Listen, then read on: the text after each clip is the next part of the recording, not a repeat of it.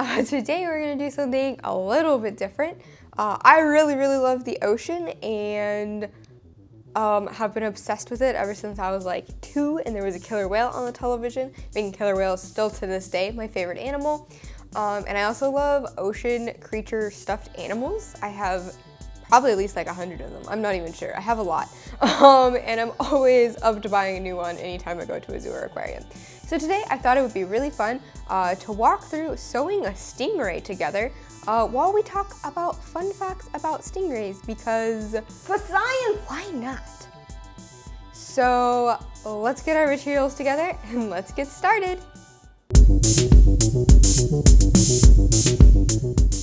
Alright everyone, let's get started with the materials we're going to need for this project. So first you're going to need your pattern. So this is available for purchase in my Etsy shop that I have just launched. It's literally only $2. It's a PDF download that you'll print out and cut out these pattern pieces. It's super easy to use. When you get it and print it out, it consists of 3 pieces: the wing piece for our stingray, the body piece, and the tail piece. And the very first step, the tutorial accompanying it has you do is tape together the body piece and the tail piece along a really clearly line. So now you just have 2 pattern pieces, the body and tail piece and the wing piece. You will also need and I kind of already cut out these pieces and sewed a little bit just to shorten the length of this video, but you're going to need a main fabric and a contrasting fabric. So I have this maroon fabric and this Harry Potter fabric. And you're also going to need 2 wing pieces cut out of main fabric and 2 wing pieces cut out of contrasting fabric, along with I just showed you the main body cut out of main fabric and the body cut of contrasting fabric. So then what I also went ahead and did was pin the right sides of my wing pieces together and sewed along these outer 2 edges, leaving this edge open to turn right side out again. And then I just went ahead and pressed them. So my wings are all ready and we are going to keep going, and I'm going to tell you a little bit about stingrays. So stingrays are part of this super order that is called Batoidea, like bats. I'm guessing because they have like little wings. I don't know. I thought it was really cute. They're cartilaginous fishes, which means their skeletons are made out of cartilage, just like sharks, and they're actually related to sharks because of this. So let's take a brief break here, and I will show you the next step. So you need your main body piece and your 2 wings, and you're going to lay those right sides facing each other on the edge and pin, and I will do one and hold it up so you can see it. So it should look like this, and then I'm gonna go ahead and base down this to keep it in place. So where was I? Talking about stingrays. So Batoidea, related to sharks.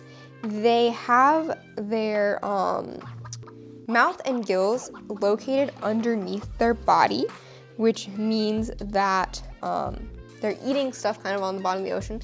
They tend to live in coastal areas that like very coastal shallow areas, and they can live in both freshwater and saltwater. There are some species of rays, like manta rays and eagle rays, which are not stingrays, that can that live in the open ocean, or they're pelagic, so they are a little bit different than stingrays. So now that I have these pinned down, I'm gonna go base them on really quick, and then I will be back with more stingray facts.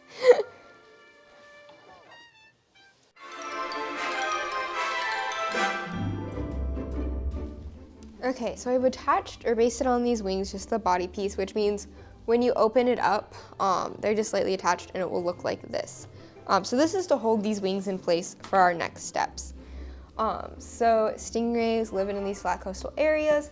They're called stingrays because they do have a stinger, or like a barb, attached to their end of their tail that can sting you, and so they will sting you in self-defense and stab you.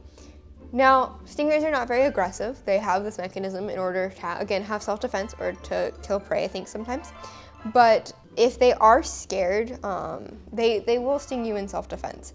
And most of the time, like, the venom contained in their barbs is not going to be fatal to a human, but the reason any stingray attacks could be fatal is mainly because they stabbed you in a place that is very important. So, like Steve Irwin famously died from getting stabbed in the heart by a stingray, but it wasn't the venom from the stingray's stinger that caused him to die. It was, he got stabbed in the heart, which no matter what stabs you in the heart, you usually don't survive. So next we're going to take these wings and actually just fold them up inside the interior of the body in order to keep them out of the way. And we're going to take our pattern, our underbelly piece, and pin it right sides again facing together all the way on top, keeping those wings away from the seam. So again, stingrays have stingers, and stingrays are often very common at aquariums. In order for they let people touch them. And you may be thinking, why would they let somebody touch something that could stab them and hurt them?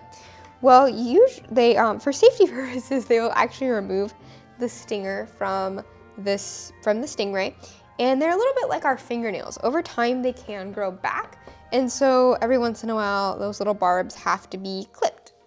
And often, the stingrays you will see at aquariums, the main one you'll see at aquariums is called a cow nose ray, which is such a cute name because of its little, kind of curved in C-shaped nose. We're actually kind of making a cow nose rays today. And excuse me, goodness. And again, they will trim off those barbs just for safety purposes. Now, stingrays find their prey very similar to sharks. Underneath them, like on their underbelly gill side, they have what is called the ampullae of Lorenzini, which are these little electrical biosensors. So every living thing emits like electrical energy, and these little biosensors on the stingray can actually sense that electrical energy and find stuff. It's the same way sharks are able to find stuff, same mechanism by which sharks find things. So now we have pinned this buddy all together in a nice little stingray body shape package, and I'm gonna sew all the way around the outside. I am sewing with my edge of my fabric aligned with my presser foot for my seam allowance on all of these seams. This is talked about, and there's a picture in the tutorial associated with my pattern that's on Etsy. So I'm gonna go sew this up real quick.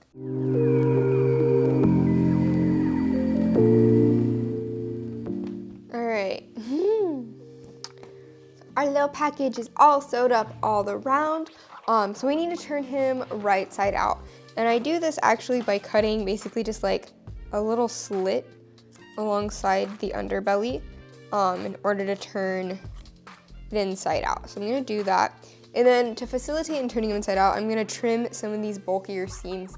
That'll just make it easier, especially along the tail, which is a thin area, to turn it right side out again. So in addition to stingrays, some fellow members of the Battoid super order, you might recognize our manta rays and eagle rays. So manta rays, there are some people might think they're not exactly stingrays. And in fact, there's only 2 species of manta rays, while there are a couple hundred species of stingrays. And one of the big differences, or one of the couple of differences between them is one, manta rays don't have stingers, but manta rays can also get freaking gigantic. So I think stingrays top out at about like 6 feet long, which is pretty massive. But manta rays can get up to 23 feet long, which is crazy big. Manta rays also are, if you think about a manta ray, you think about like the little things at the front of their mouth. Those are actually specially evolved, they're called cephalic lobes. And those are specifically evolved to funnel plankton into their mouth. So to funnel that water into their mouths that contains plankton.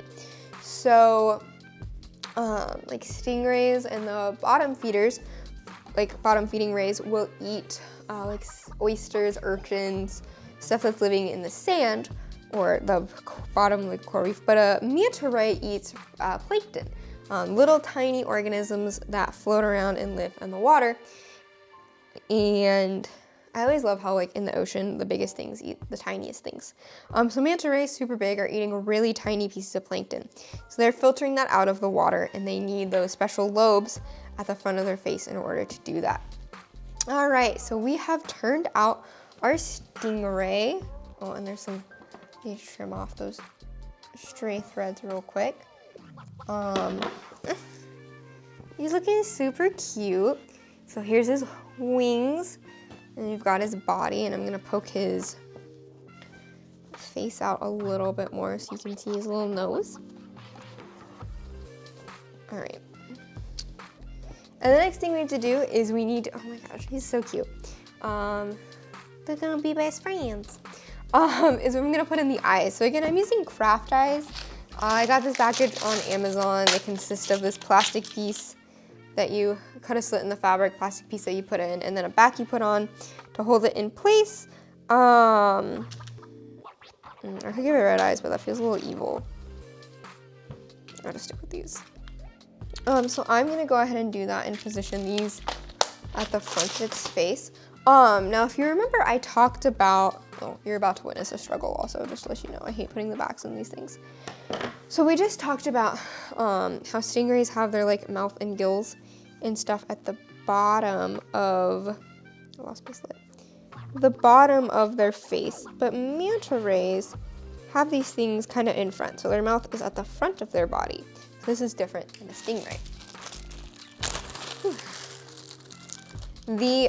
Another type of ray that you may be familiar with, or at least I've seen them at aquariums before, are eagle rays.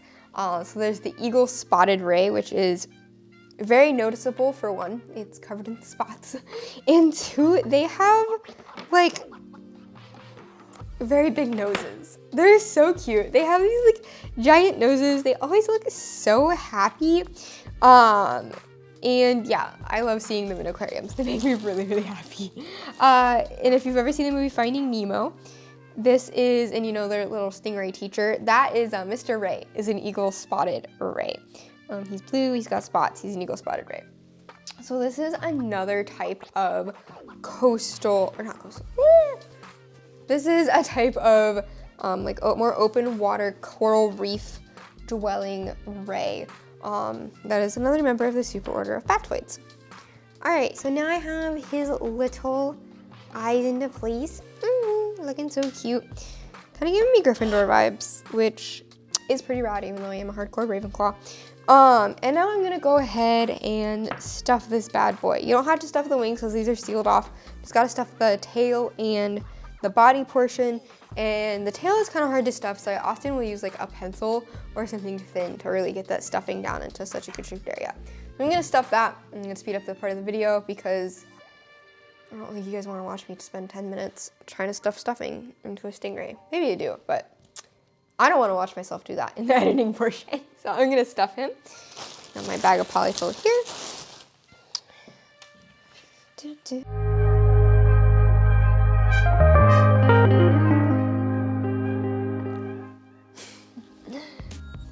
Mr. Gryffindor Ray. Griffin Ray. I'm gonna Harry Potter. There we go. Is now all stuffed. So the last and final step before we have another little baby to add to my ocean creature collection, and hopefully yours, is we just have to sew up his belly. So just using a needle and thread to do that. So another big difference that I'm going to mention now between like manta rays, eagle rays, and then stingrays is that stingrays can kind of lay on the bottom in the sand and just chill out. They're just chilling. But like manta rays and eagle rays actually never can stop moving or they will die, just like sharks. And this is because the way their gills work requires constant water moving past them in order for them to breathe. So if you'll always see them swimming, and if they're not swimming, something is very, very, very wrong. All right, time to sew my little Harry Potter ray up.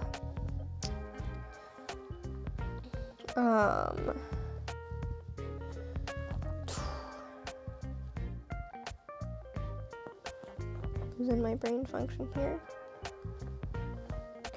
So some of you also might be familiar with like, they're called skates, and they look really similar to rays, especially like if you're a fisherman, you might be familiar with skates, and they are related to rays.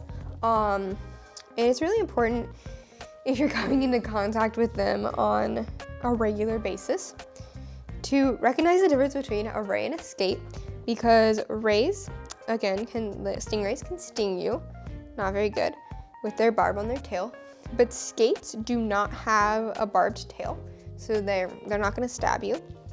And so that would be why it's very important to be able to tell the difference between them. And some of the ways you can do that is that by looking at their tail. So skates have a shorter, stubbier tail, and again, there is no barb present on that tail, whereas stingrays will have a longer, skinnier tail with a barb present. They also, if you take a look at their pelvic fins, a skate has a 2-lobed pelvic fin, where a ray only has 1 lobed. And then, not that you would be able to tell this by just looking at it, but a skate gives birth in egg cases. You may have actually like seen them on the beach or in an aquarium. They call them like, it's those little like black little egg cases. That's a skate egg case. Whereas a stingray actually gives live birth. So if you happen to observe the birth of a creature that you're not sure if it's a skate or a ray, that is a dead giveaway to whether or not you have a skate or a ray. Gotta finish up a couple more stitches. All right. Let's tie off this thread real quick.